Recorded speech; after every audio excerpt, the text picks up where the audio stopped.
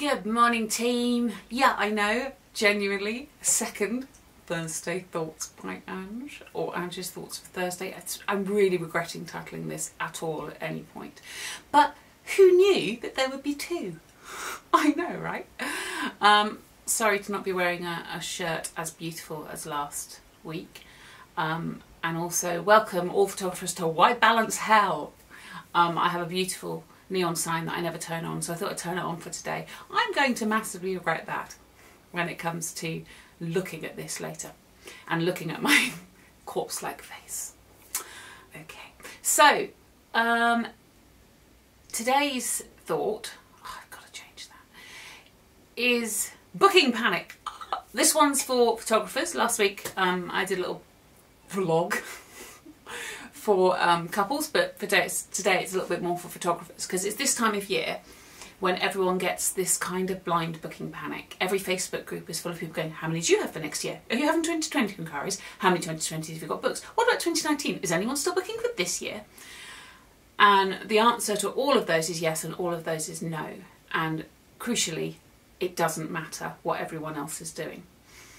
I've been doing this nearly 10 years now, and every year is different, because every year contains different couples with different circumstances and different needs. Your photography often has changed and is different. Sometimes your location is different.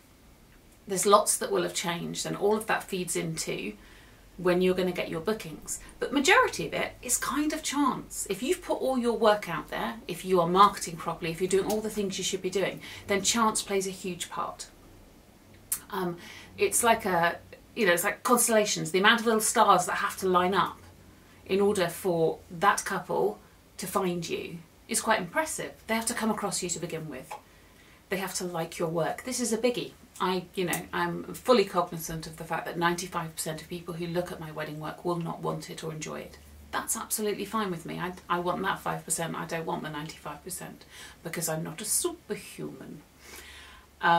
They have to like you, they have to find you, you have to be free. They have to make it, you have to make it easy for them to contact you. All those little things have to happen, and they have to not find someone else in the meantime. And that's a big thing, because it could be plenty of your perfect couples are out there. They just didn't find you, they found someone else beforehand. So obviously there's lots of marketing things we can do there, there's lots of practical things we can do there. But emotionally, we need to stop taking this to heart. Okay? Don't panic. They will come. They always do.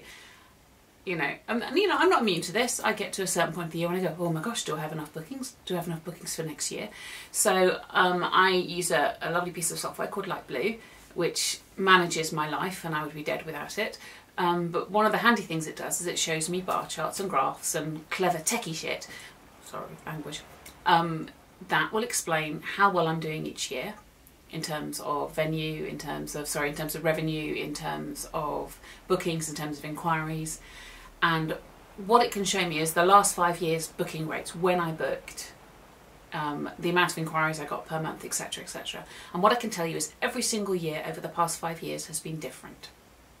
I really already got lipstick on my teeth, do I? You can't tell, you're a camera.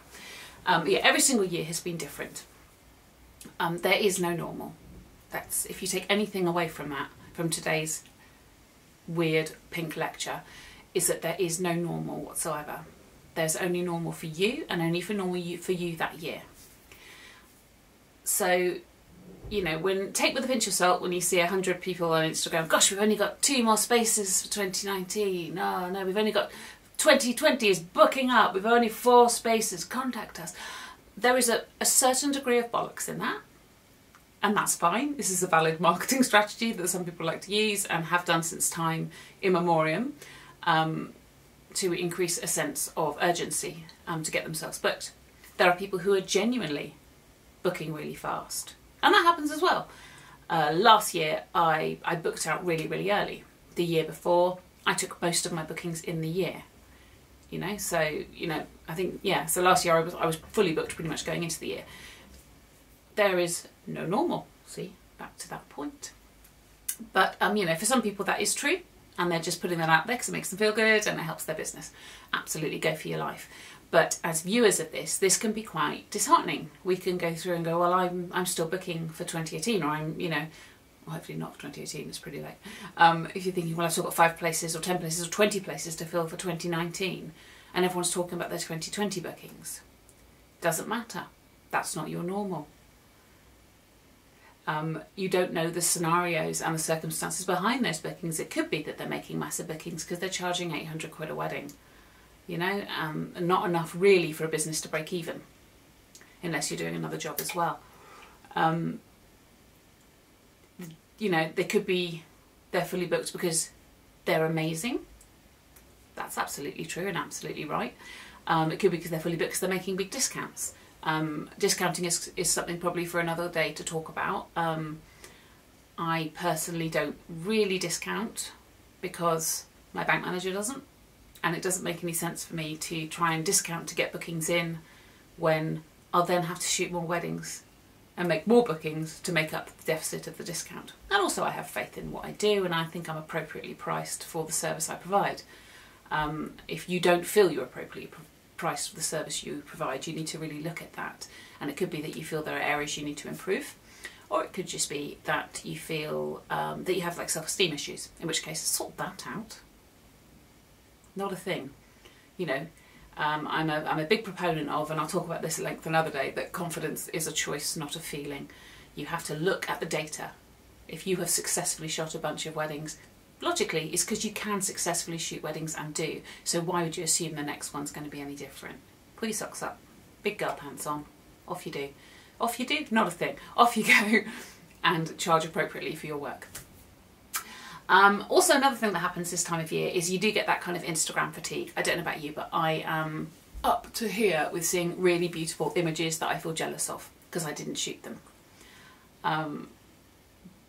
What we have to do is remember that as photographers we are assaulted by, we only normally follow people who are friends or whose images we love. So we are literally assaulted by amazing pictures all day long. And even if you're happy with your work, even if you're very secure with your work, that can make you feel a bit crap.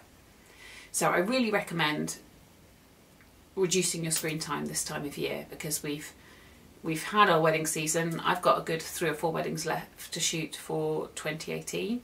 I don't want to be disheartened or distracted. I want to focus on those couples and make sure I produce some really banging images for them. And then come January, I've got 1 wedding in January, but I'm going to take stock and I'm going to use that as a time to pinpoint any improvements I need to make in my work or in my service. I've got a couple of training courses lined up next year. I'm going to go to Snap Festival again and things like that. I'm off next week to do a little bit of travel photography. So, you know, we can either dwell, feel crap about ourselves, or we can take positive action. Okay. Another thing I would say is, I did mention about Light Blue showing me where my bookings come from.